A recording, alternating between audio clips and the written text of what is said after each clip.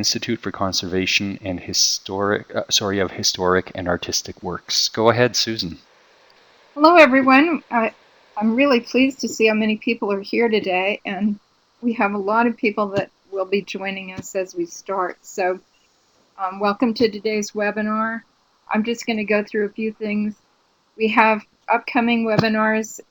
The next one in August is about the reorg program from UNESCO. It should be fabulous.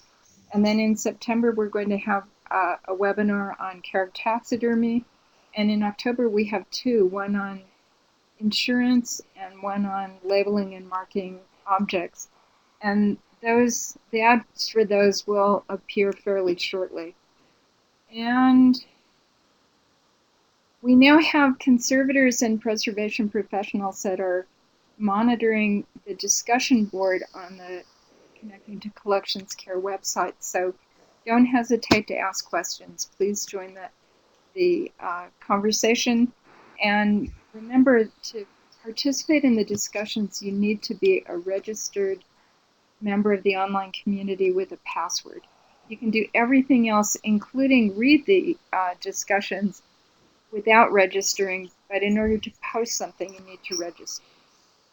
And check us out on Facebook, and like us, follow us on Twitter, and check out the online community. And so I'm going to send this, and you can always contact me at this email address if you have anything to say, good, bad, indifferent. I'm perfectly happy to listen.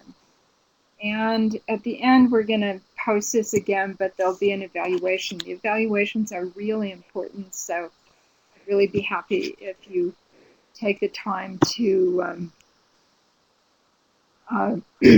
respond to the evaluation. And now I'm going to turn it over to Tom Stanley and Molly Gleason from the University of Pennsylvania Museum of Archaeology and Anthropology. Take it away. All right. Hello, everybody. Thank you all so much for being here today. My name is Tom Stanley. I work in the Public Relations Office here at the University of Pennsylvania Museum of Archaeology and Anthropology, also known as the Penn Museum here in Philadelphia. My office, the PR office, consists of just 2 full-time and 1 part-time staff members. So personally, I wear a lot of hats in my role here at the museum. One of them is as the museum's social media coordinator. I'm responsible for managing and maintaining the museum's social media accounts, which exist currently across about a half-dozen different platforms. The networks where we have the most success and to which I'll devote the majority of my energy and our time today are Facebook, Twitter, and Instagram, though we do experiment with some other networks to varying degrees of success. Hello, everybody. My name is Molly Gleason, and I am a project conservator at the Penn Museum. I work full-time in the museum's Open Conservation Lab as part of an exhibit called In the Artifact Lab, Conserving Egyptian Mummies.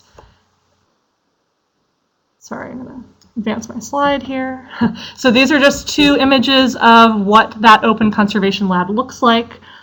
In addition to my typical conservation duties, which include carrying out examination, research, and treatment on Egyptian objects in the Artifact Lab, my job responsibilities also include speaking to the public twice a day during dedicated chat sessions, and maintaining a blog and participating in social media. And here are just 2 images of other conservators in our department chatting during those open window sessions. Just to make this clear, I came into this job with very little professional social media experience. I had blogged for the American Institute for Conservation, or AIC blog, but any other social media experience was personal and pretty limited at that. At the museum, it is my responsibility to manage the Artifact Lab blog, and you can see a screenshot of it here. So I'm responsible for generating the content, responding to comments, and keeping it up to date. My main use of social media at work is Twitter. And then here's an image, a screenshot of our Twitter page. I use this to notify people about what is on the blog, and I also use it to learn about what is happening at other institutions and other places or people of interest. I collaborate with Tom to share content in other ways, including on the museum's Facebook page and Twitter account, on Flickr, and on Instagram. I must also mention that I'm not the only conservator that blogs at the museum. Our other conservators and everybody else at the museum, they write for our museum blog, and they also occasionally contribute to the Artifact Lab blog, and we encourage all of our interns to write for our blogs as well. And here are just some screenshots of conservator posts on the museum blog. Before we go any further, we have 2 brief poll questions that we thought we'd just start out just to familiarize ourselves a little bit more with all of you. So Susan, if you want to pull the first one over. Thank you. And we'll just give you another 15 seconds or so to answer this one.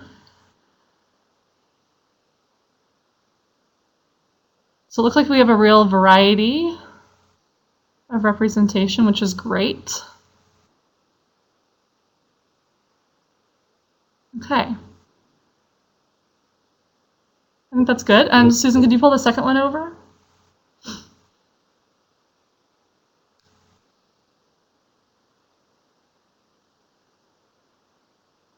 And we'll just give you a few more seconds to finish this poll.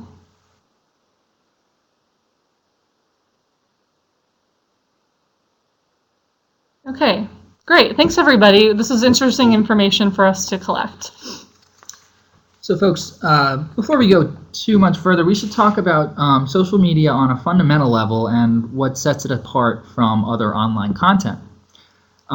Social media accounts for more online time today than any other type of online activity.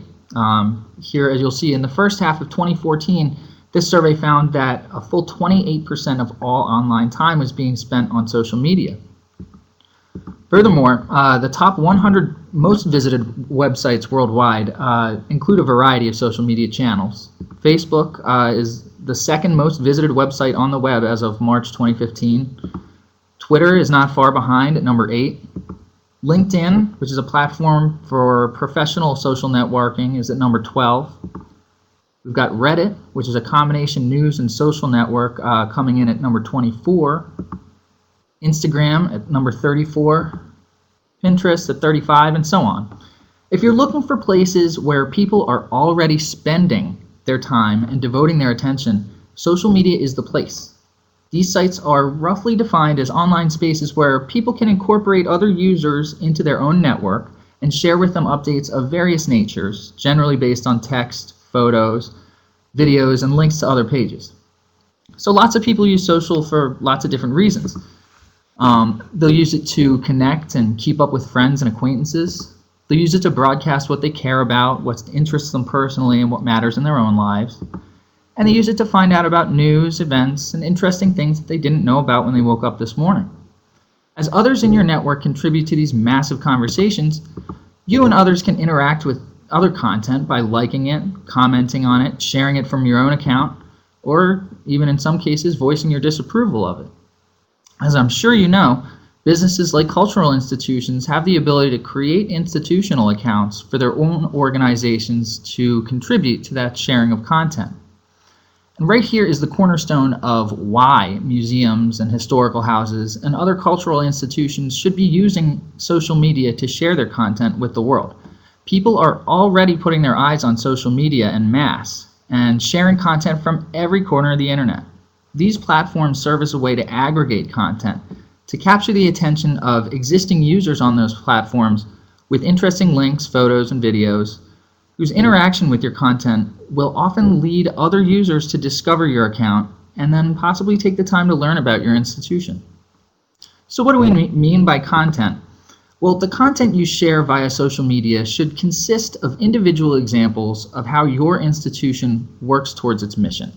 Regardless of the specific makeup of your institution's collection, chances are you're interested in preserving it and using it to educate the public through any number of different approaches, such as with public exhibitions. You might also be frequently adding to that collection. You might be regularly loaning pieces of your collection to other institutions. You might be restoring and conserving pieces of your collection to help them withstand the progress of time. All of these elements of collection stewardship are part of your institution's story. You want to tell that captivating story to the public by making good use of the media available to you. So your organization's website should be the foundation of your content. This is where you can say absolutely everything you want or need to say about what your organization is all about in really as exhaustive a way as you so choose. If you ask me, I think anything that any member of the public would want to know about your institution should be addressed to some extent on your website. The more time and resources you have to devote to your web presence, the more you have to captivate people's attention and interest. This is sort of the difference between social media and web-based media. It can be a little hard to define, but we tend to think of web-based media as one-way lines of digital communication, like a website, whereas with social media, it's more like a large conversation with other users to which you're contributing in your own ways. Other online web content, such as a YouTube channel or a blog, it can be viewed as falling on one side or the other, depending on how you use them, but here at the Penn Museum, we typically use those as a foundation for larger content, and then we'll link to that content from social media channels like Facebook and Twitter. Okay, we actually have a third poll question that we thought we'd pull up now before we keep moving on, and we'll give you about 20 seconds or so to answer this one. This is just to get an idea of how many of you out there are using social media at work. Most people are using it at home. Okay, great. It looks like a lot of you are. And I think we can go ahead and pull that down. Thank you. Okay, so I think that in what Tom just said, he's provided some really compelling reasons for why cultural institutions should be using social media. So we thought we'd move on to the how. We're going to be using a lot of examples from our own institution, but hopefully these will provide some inspiration and ideas for sharing your own collections online. I'm going to discuss some examples of how I use blogging and social media to promote the work that I've been involved in at the museum. And during this discussion, I will mention some different platforms that Tom will describe more fully with further examples in a few minutes. So again, you're looking at a screenshot of the Artifact Lab blog, and this is my main form of web-based outreach here at the museum. The Conservation Department set this blog up with the help of our IT department when the project first started. It is a WordPress platform. It is really intuitive for the most part. So once they gave us the account, we uploaded the images, made the categories, and we manage all of the content. I'm saying this just so that you know that you don't really need advanced IT experience to support or to manage a WordPress site. We set up our blog so that we have several different pages, including an FAQs page, a page for news stories that we want to feature, and an Ask Us section where we encourage people to ask questions or leave comments. But the meat of the blog is really the posts that I put up on a regular basis, writing about things that we are doing in the lab and objects that we are working on. After working in the Artifact Lab for almost 3 years now, I have settled into a routine of blogging at least once a week. After some discussions with the head of my department, I aim for writing blog posts on content that I think would be interesting to both our conservation colleagues, to Egyptologists, and to the general public, but obviously not all of my posts may appeal to all of these audiences. And this blog really offers a place for us to share new information and to tell new stories about objects in our collection and share important behind-the-scenes work that goes on in order to preserve our collection. Like most museums, it is not possible to constantly be sharing new information like this in the galleries, so the blog allows us to expand upon the stories that we are already sharing in the galleries. It allows us to expand upon these stories and provides more information for people who are interested. It is also a way to share our collection with audiences beyond those who are able to visit the museum on a regular basis or at all. The blog is not primarily a form of social media. It is often a one-way line of communication, but not always, and I'll show you why in a second. But we have found it to be a great way to engage visitors and colleagues in conversations in new and exciting ways. It is also something that dovetails well with true social media efforts. I'm going to highlight a few different ways that we've used this blog to either generate content to share on social media or to follow up on content that was already shared on social media, essentially showing how all of this is related and how the content supports each other and ultimately helps to promote preservation of and access to our collection. One straightforward thing that we do is just share information about what we're doing in the lab. For example, you can see in this screenshot, completing the treatment on an object like this Egyptian late period painted wooden coffin, which is partially pictured here. I actually shared a bunch of stuff about this treatment as I did it. So here are some screenshots of the various different posts. And actually I shared 11 different posts about this project, to be exact. I wrote about interesting things that I observed in the initial examination, any analysis that I carried out, conservation treatment decision-making, and finally the after-treatment images, which you can see in the lower right-hand corner. We don't really get tons of comments on the blog, but the final post showing before and after treatment images generated several pretty interesting comments. So definitely turned this into a social interaction. And every time I wrote about something new, I posted a message on Twitter with a link to the blog. And here are just some of the tweets related to those posts. Sometimes Tom would beat me to it, and then I would just retweet his post because he's tweeting for the museum, and I'm tweeting for the artifact lab specifically.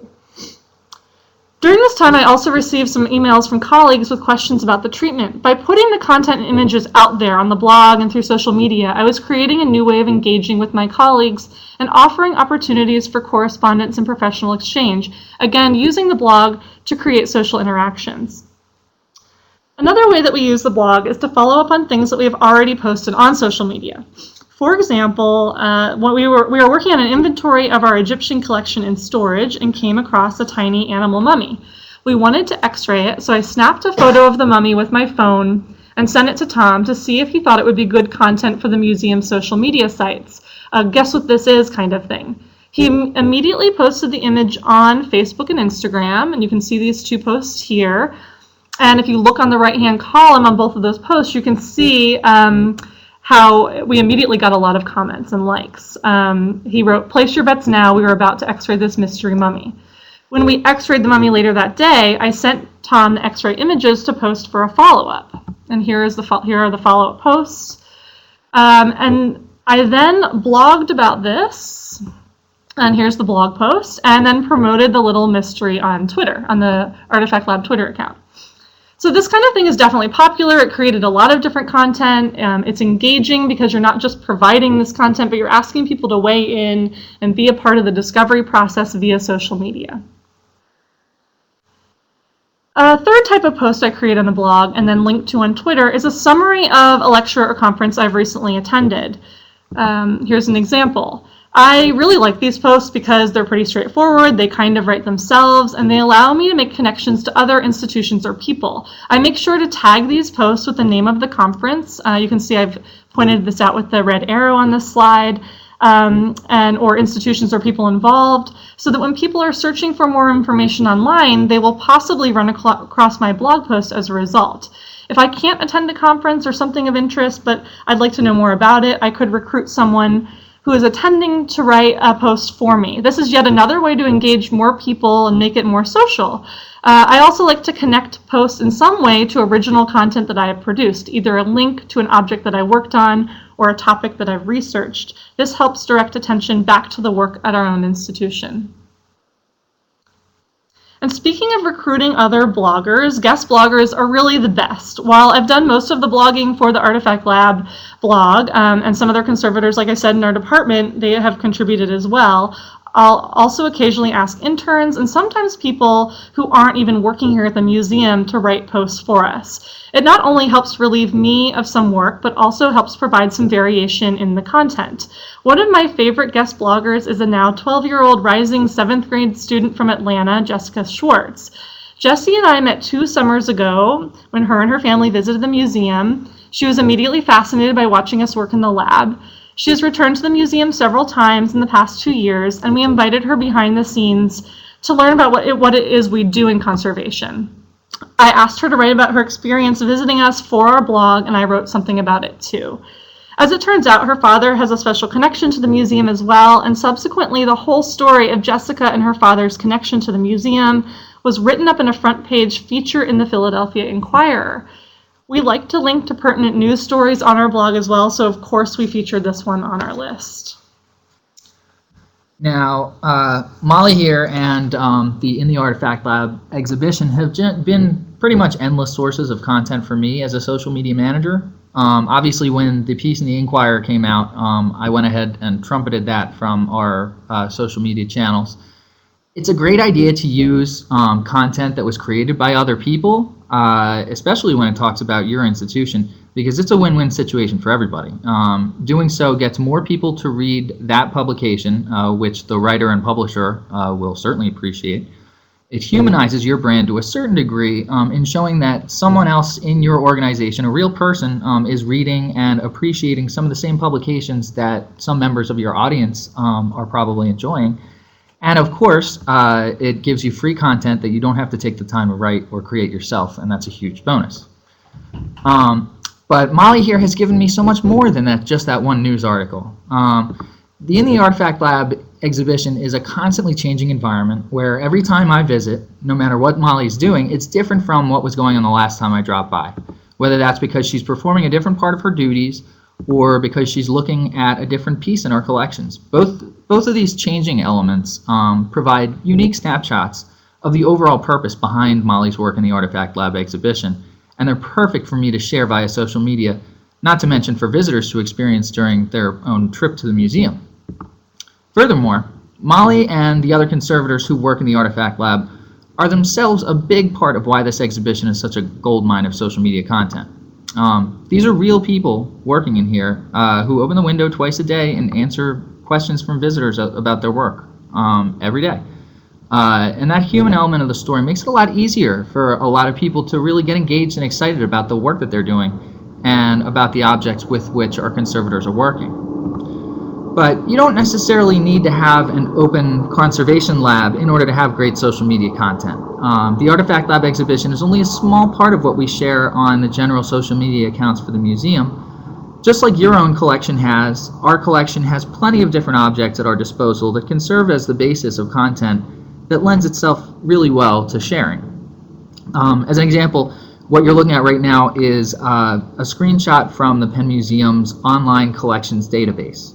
Now this is a digital record.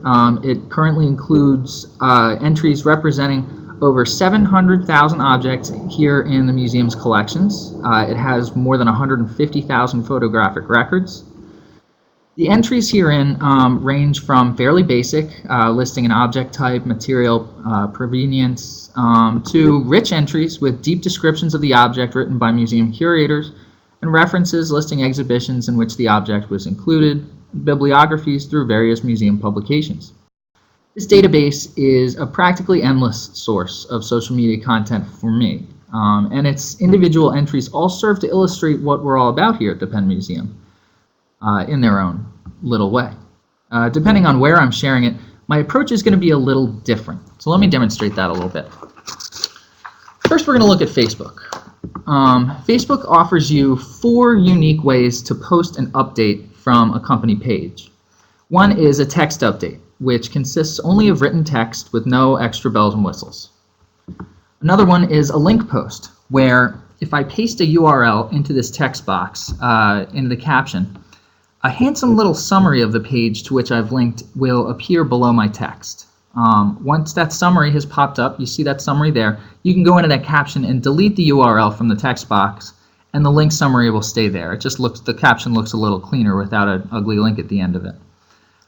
If there's an image on the page that you're linking to that's large enough, it'll populate there as well, as you'll see. If the page only has smaller images, then it will pull a photo and appear as a smaller thumbnail on the left-hand side. This is an auto-generated image. It just pops up on its own when you drop in that link. But you can also replace the auto-generated image with your own image if the one that was generated automatically isn't looking quite the way you want it to look. Another type of post is a photo post, where you upload an image and use the text box to provide a caption. This gives you the ability to use a larger image than a link post would. The liability here, though, is that you don't have that sleek-looking link box if you have a page that you want people to visit after they see your picture and read your caption. It's either a link or a photo. You can't have both. So the way around that is to include a link to the caption, a link in the caption, excuse me, as I've done here. One thing to be mindful of is that in your news feed, Facebook will cut off a caption with a ... if it's longer than just a few lines, and your link is usually going to go at the end of your caption. So keep your captions short, or have something captivating enough that people will actually click on read more. It doesn't seem like much work, but to a lot of people, you'd be surprised. And finally, a video post is where you upload a video clip directly to Facebook, as opposed to putting it on YouTube or some other video site and linking it to it on Facebook. Right now, Facebook is just dying to compete with YouTube as the go-to online video outlet. And so the Facebook algorithm that chooses what lands on your personal news feed, it gives extra preference to videos that were uploaded directly to Facebook. Now, that's not to say that just any video is going to be successful on Facebook, but it usually gets a good head start over the other types of posts just by being video content. Each of these types of posts can be useful for approaching your content in a different way. With regard to our collections, the most frequent type of post that I'm using is a photo post, typically with a caption that links back to the collections database. So, here's a post from a few weeks ago. Holidays, I should mention, are very big on social media. Anybody who has gone anywhere near Facebook on a Father's Day or a Mother's Day, you know what I'm talking about. They're good. These holidays, they're good opportunities for institutions to chime in. For this past Father's Day, I used it as a way to connect to our collections database. So here's the Facebook post that I published that day. As many of you might know, Ramses the Great was father to more than 100 children during his lifetime, which I think makes him a pretty relevant reference for the holiday. I took a strong photo of one of our most captivating objects representing Ramses, and in this short caption, I made the connection to the holiday that nearly everyone else on Facebook was already talking about. I included a hyperlink in my caption that linked back to the collections database and the entry for this particular object. It's not a necessity that you link anywhere in your photo posts, but it's a good habit to be in because once they take the bait, then there's a good chance that they're going to explore your website further and learn more about your institution than from just the page that you sent them to. Now let's take a look at publishing on Twitter, and we'll use a different anchor for content as well. The same goal of sharing your collections can be reached on Twitter, but through a somewhat modified approach. And I know this tweet's going to need a little explanation. For starters, one fundamental thing to consider is that tweets are limited to 140 characters, meaning that you'll often have to truncate your messages into a punchy one-liner or two-liner at most.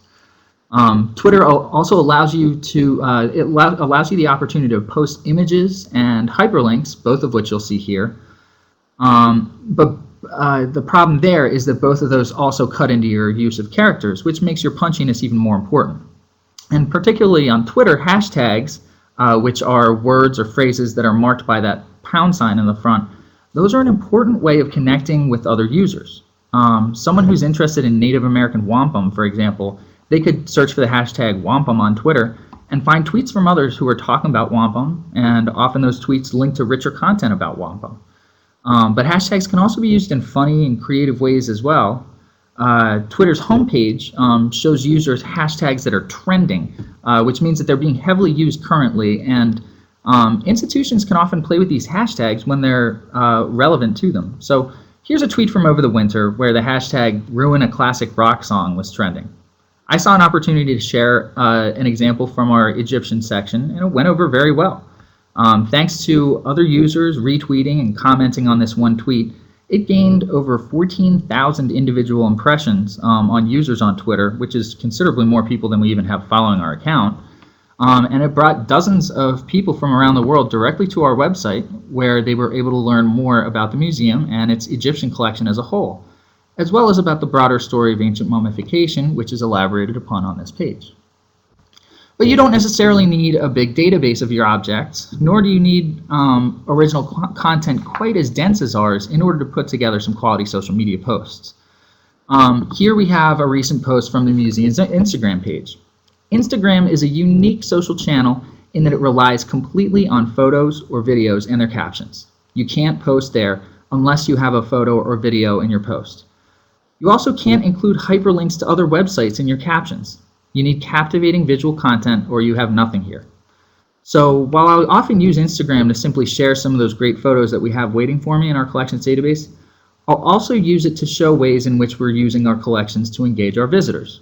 So one day not long ago, I wandered up to in the Artifact Lab exhibition during one of Molly's open window Q&A sessions, and I happened to catch her speaking with a visiting colleague. I just pulled my smartphone out of my pocket, snapped this photo, wrote a brief caption, and shared it. The people who follow the Penn Museum on Instagram see this going on, and it serves as a reminder to them that they could be this person in the photo if they so choose in this very scenario. All they'd have to do is come and visit the museum.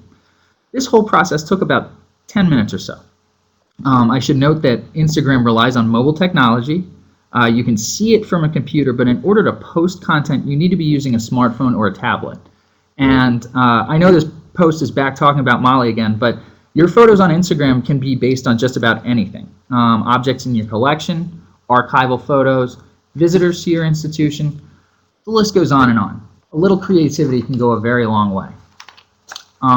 What all of these have in common is that we're using specific examples from our collections as representations of that larger picture, anecdotal evidence, if you will, of why our collections matter and why people should be interested in them. So let's say you've caught someone's attention with your content and they hit the like button for one of your posts, or even follow your page on one of these social channels. You'll see here on the screen a list of recent interactions that people have had with our Facebook page. Now, whether those people recognize it or not, they have now become potential advocates for your collection. They're now going to occasionally see your content, whether they're looking for it or not, because they happen to be on Facebook or Twitter or Instagram, and sometimes they'll enjoy it enough to hit like or to share it or retweet it, whatever the case may be. That activity is often shown in the news feed for other users who have not yet interacted with the page at hand. Here, for example, is a post that showed up in my own news feed on Facebook last week. I've never heard of this page before, but it popped up in my news feed because one of my friends, Kate Jackson, interacted with it. These are ways in which other users can be introduced to your organization's social accounts and potentially make that connection as well. The fact that it was someone who I know and trust personally who interacted with this content here, it makes me just a little bit more likely to interact with it myself.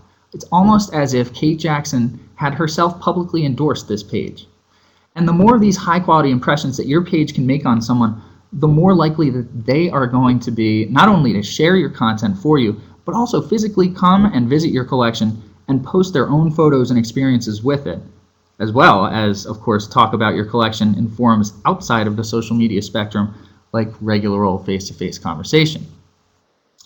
Now, different institutions should focus their energies on different social media channels. There is no one-size-fits-all approach. I will say that I think every institution should have its own Facebook page. It's free, it doesn't take too much time to get started, and it's fairly easy to use on a fundamental level. Once you're there, you want to make sure that you're maintaining it, though, at least every now and then, to make sure that it's in good shape. This means, for one, posting quality content regularly or semi-regularly. Here at the Penn Museum, we will post on Facebook at least once a day, on Twitter a few times a day, on Instagram a couple times a week, but that's a lot to ask for some smaller organizations. As long as you're posting on these channels on even a weekly basis, that's enough if that's all you have time for. But it's important to be regular and not have lapses of a month or so, because then people start to forget about you or think you've gone dormant altogether. You want to be checking for notifications of activity and responding when necessary. Sometimes folks will be using Facebook pages or Twitter feeds and interacting with them to find out important information about your institution, like what time are you open? Is this exhibition on display? They might have a substantive question that they post as a comment on one of your posts. And the longer the gap is between when they post and when your response is, the less valuable it is for everybody. So it's a good idea to be on top of notifications as they come in. You want to check every now and then to make sure your basic info is up to date. I know that ticket prices change, hours change, exhibitions change, all kinds of things change. And so when those major changes happen, you want to go through and make those edits to your basic information on your page as soon as they do. But you also want to go through every couple of months and just take a look at everything and make sure everything is up to date, because it's easy for something to go under the radar. And you want to make sure your efforts are sustainable. It's pretty easy to, it's a common mistake to front load a whole lot of work because you get excited about getting on social media and all the great things you could do with it. You might post a whole bunch at first and then realize, wow, I don't have time to keep this up, and things sort of drop off. So think about the long term when you're getting things started, and be realistic in terms of how much time you're going to have to devote to social. Now, once you're on Facebook, that might be all that you have time for, but consider others. One thing that you'll find on Twitter is an abundance of accounts with very narrow and specialized interests. If your collections are particularly specialized as well, this is a great place to connect with like-minded institutions with which you may already interact, or find others that you've never known about before. Here you'll find opportunities to get into the real nitty-gritty elements of your collection or your work with it. If you take another look here at sort of the back end of the museum's collections database, most regular people would not be interested in knowing that you can download the object data from our collections database. Most people don't have a use for that data. They don't care about that. But some people do. And when they're familiar with your institution and you have something like this that is really useful to them in their own very specified line of work or field of study, their interaction with it can draw a whole lot of new attention to your institution. And as I mentioned before, anyone who has an abundance of visual content or the time and ability to create it, then the photo-based platform of Instagram is definitely something for you to consider. But the regular maintenance duties I displayed a moment ago should apply to whatever social media channels you choose for your institution to use. It's much better to have a good, well-maintained presence on one social media channel than it is to spread your efforts far too thinly on a whole bunch of channels. And there are some free tools at your disposal that can help you to keep your account functioning on a regular basis. Facebook, it offers some excellent scheduling functions for posts that page administrators can use, making it so that you can have your post published at a time when it's more likely to attract people's attention. Let me give an example. Let's say you have a lecture video to share. It's an hour long. You don't want to share that video at 9:30 in the morning because most people are just starting their workday and they don't have time to watch an hour of lecture. Instead, schedule it for later in the afternoon or even in the evening when people are more likely to actually have time to devote to watching it. Remember, people continue using social media well beyond the end of the workday, so it can be very advantageous for your institution to be posting content outside of office hours during weekends and during evenings as well. And with other channels like Twitter that don't necessarily have built-in scheduling functions, you can instead implement any one of a variety of social media management tools, some of which are free and others of which are available on a paid basis. A really great free management tool that I like to recommend is called Hootsuite. Hoot like an owl would hoot. Once you've joined and plugged in the accounts that you want to manage, Hootsuite lets you schedule the publication of your content, and it also lets you monitor other people's content that might be mentioning your organization. Now on Twitter, if someone mentions your organization by name, like for us it's @PennMuseum, we'll get a notification on Twitter. But we don't get a notification if somebody just mentions our organization conversationally. If they just write Penn Museum is great in a tweet, that's not going to pop up on Twitter. Hootsuite gives you the ability to search on keywords. So if somebody were to just include the term Penn Museum in a tweet, I can see it and I can react accordingly if necessary. At the Penn Museum, we use a paid service. It's called Sprout Social, and it offers some more robust analytical information about reach and audience, but it does cost a few dollars. And again, there's no one-size-fits-all approach. There are other social networks that you might want to consider for certain purposes as well. Pinterest is a photo-based social channel that is good for an institution with plenty of rich visual content. Some of the most successful content on Pinterest has to do with creative processes and showing users how to do things that will improve upon their lives or their happiness. Flickr is less social than other networks, but it's a terrific way of putting your content out in front of a huge number of people. Here, let's say, for example, you've got a 16th century manuscript in your collections, and it has text and art that are unique to anything else in the world, or perhaps it's just a perfect representation of works from its time period, or its culture, or its author. One approach is to take high quality images of that manuscript and publish them on Flickr in the public domain. I know that sounds crazy to some people, but the positive exposure that the work will receive through being shared by others based on its unique qualities, chances are they are going to outweigh any concerns that would be arising from others potentially making money off of your issue by repurposing it from the public domain. I should mention that the Penn Museum does not generally engage in this because we do make some money off of the images that we've taken in our photo studio. But if your institution is hungering for attention and you've got some really unique pieces of content, then this might be something you want to look into. At the end of our presentation, we have a rundown of some links that we wanted to share with you folks, and therein is a lecture video by a fellow named Will Knoll, who works here at the Penn Libraries. He goes a little deeper into that, and I'd recommend you give that a watch if you have time. Another social media channel that I wanted to touch on, Reddit. Reddit is this fascinating combination of social media and news, which Molly and I have used for some great publicity in the past. Reddit features a page called IMA, where people with unique backgrounds or experiences invite this site's users to ask me anything. Our Ask Me Anything session was inside in the Artifact Lab exhibition. It was Molly and our head conservator, Lynn Grant, and it went exceptionally well and brought us a lot of new attention and even new visitors. But I should mention that Reddit is a network of quite brutally honest users, and when somebody tries to use Reddit, and especially this page, for just shameless self-promotion as opposed to facilitating useful conversation, your experience with it can possibly go a lot less smoothly than ours did.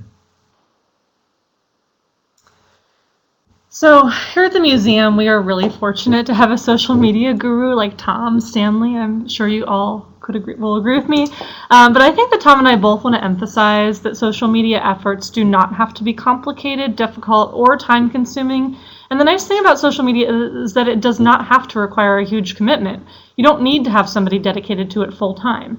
I think it's worth emphasizing again Tom's recommendation to focus efforts on one well-maintained platform rather than spreading yourself too thinly across several different platforms. More is definitely not always better.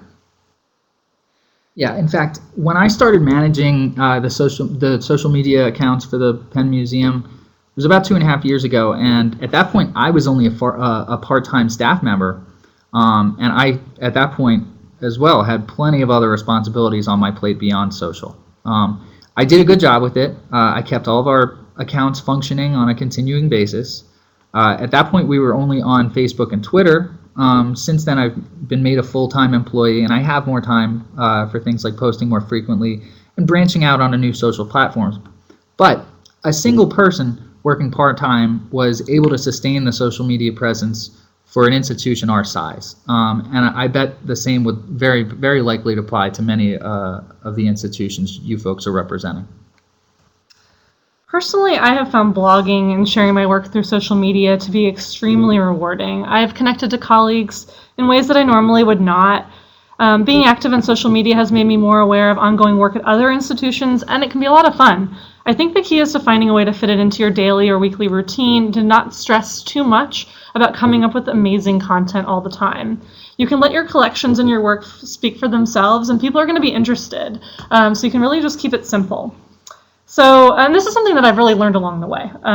In closing this portion, before I think we might have some time for questions at the end, we'd like to leave you with some tips, and I'm going to start with the tip that I received when I first started blogging. I was feeling really intimidated because I'd read other people's blogs and I thought that they were so clever and interesting, and I felt like there's no way that I was going to write something so interesting myself.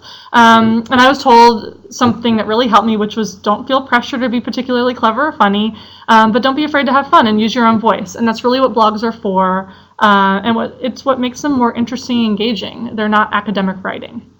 Also, take inspiration from other posts. There's no need to be original all the time, and this applies to blogs and all of social media. I'm as guilty as anyone for not being a regular reader of other blogs, but I use social media to draw my attention to blogs and posts of interest, which is why promoting information through social media is so important. And reading other people's interesting posts often inspires me to write something, and then I'll be sure to credit that person or institution when I do. And don't be afraid to start slowly. You can just start by, if you aren't on a particular type of social media, but you want to get started, you can just start by following other people and seeing how they're doing it. Seeing how they're shortening their links, seeing how they're posting images, how often they're posting. And you can get your feet wet that way. And I think that often is going to be the best way to kind of learn about some of this stuff. Some of my ideas, folks, I highly recommend that you make use of video when you can, on Facebook specifically. But remember that people have very short attention spans nowadays. So try to keep your video short. A 30-second video is pretty ideal. And you can have some success with some longer ones, but try to keep it short generally. Get your image sizes right.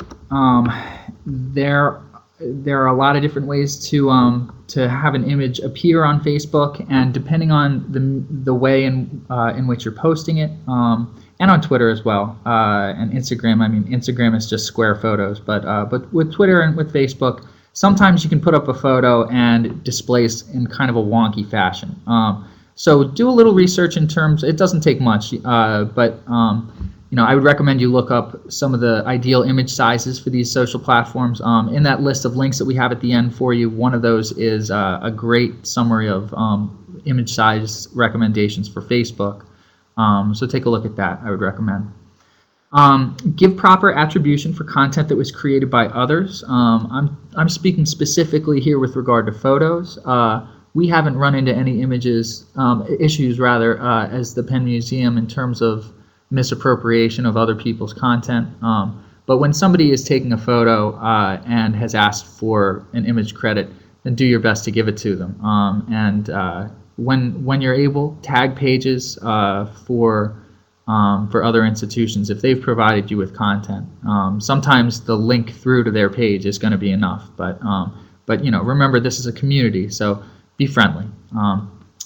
Be knowledgeable about privacy issues. If you're taking photos of visitors, for example, what we do here at the Penn Museum is if we're taking photos of people who are minors, then we'll have release forms signed by their parents indicating that we can use their photos on our social media or in our publications or what have you.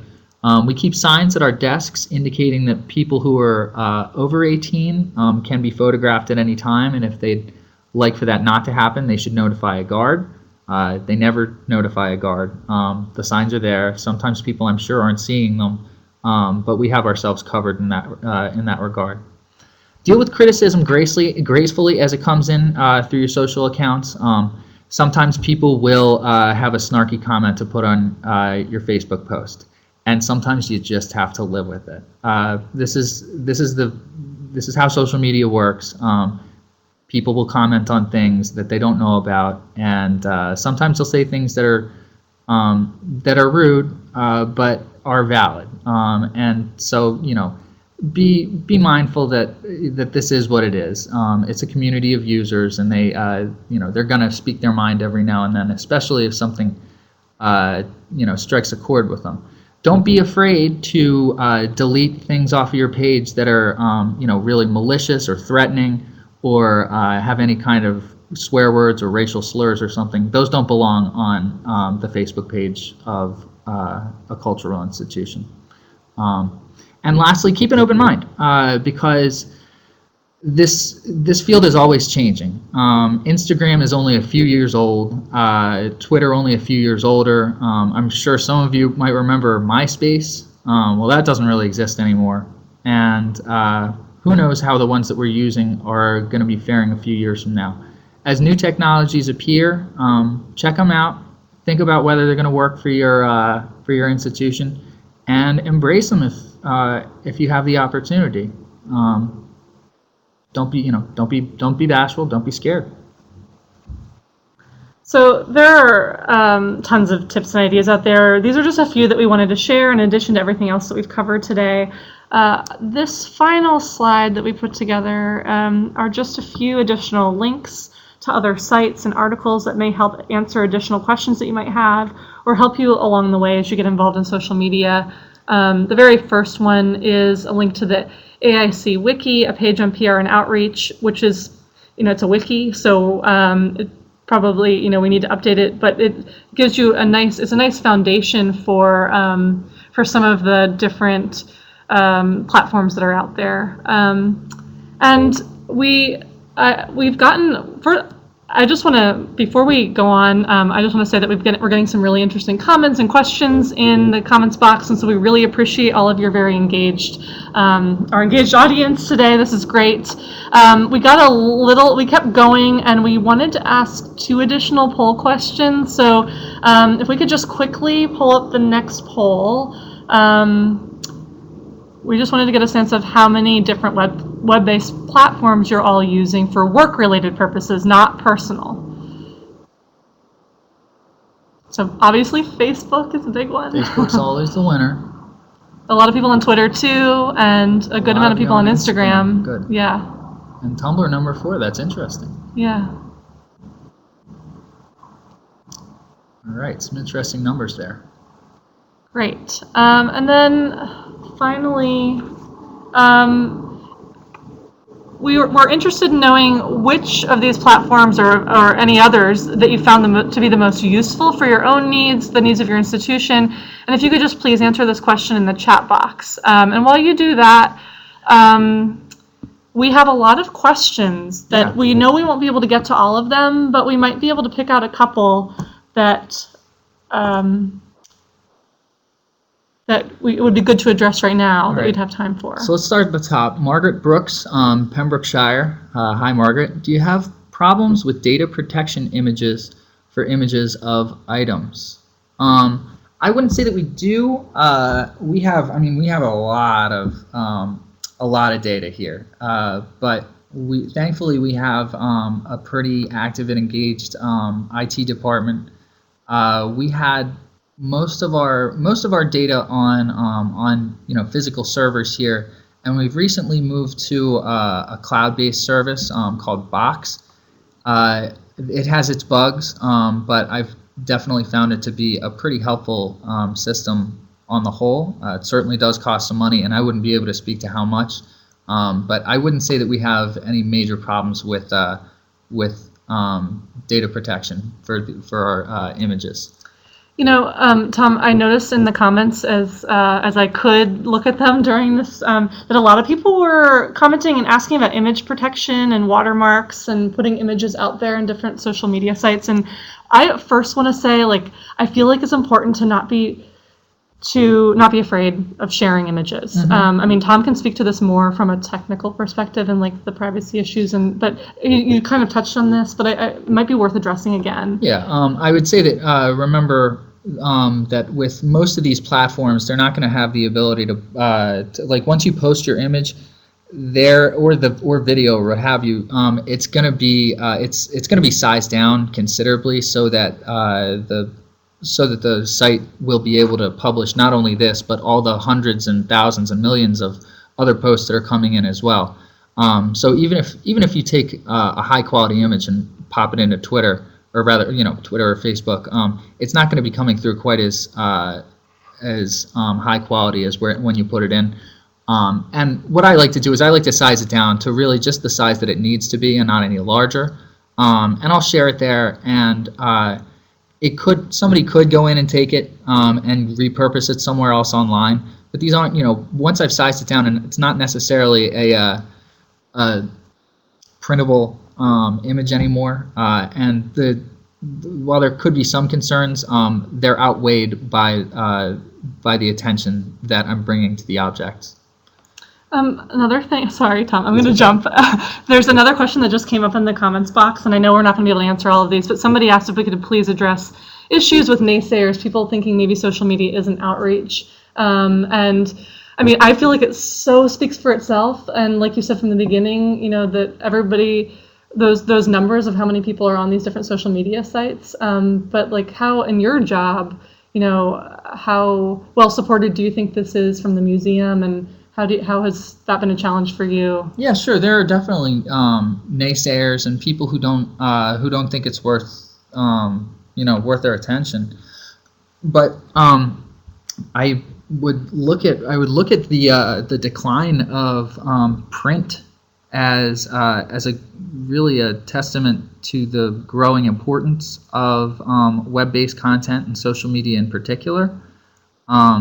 We were at one point in a media environment where there were just a few television channels and plenty of magazines and print publications, but they were it was a one-way line of communication, and print is disappearing. In the public relations office, we're very much aware of this, and instead people are all just writing their own content and sharing it through these social media channels.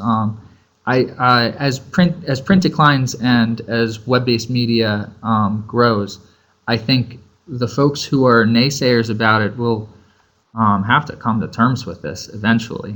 Generally, those are folks who have been around longer and who didn't necessarily grow up with this kind of nascent technology. But I did, and I'm watching it get bigger and bigger all the time. And I mean, it's going to reach a point where it can't get any bigger, but we're not there yet. We've got a long way. Let's take a look real quick at some more of these. We've got from D. Stubbs Lee in St. John, Canada. Anything our museum posts on the web, Facebook, is required to be published simultaneously in English and French. Oh my goodness. We do not have to deal with something like that. I understand that you would, being in your particular geographic location, but thankfully we are just in English, and I don't have to deal with anything quite so nightmarish as that. So I would think images would be like a great, like you can. Images, yeah. They don't need to be translated many times. Yeah, I mean your caption will be, but yeah, a heavier reliance on visual content and less on text is what I would recommend in your case, Dee.